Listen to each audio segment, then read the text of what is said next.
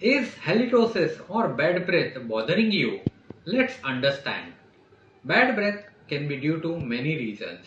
Systemic reasons like there in certain diseases like diabetes, can be due to oral conditions, and it can be due to certain food orders.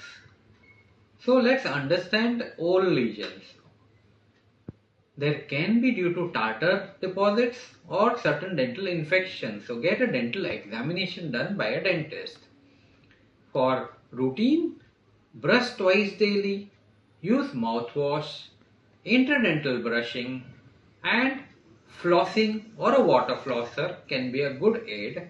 And don't forget tongue cleaning. Tongue harbors lot of microorganisms, so that will reduce your bad breath to a greater extent.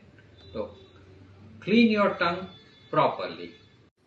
Certain handy things which will help you is sugar-free chewing gums and mouth sprays.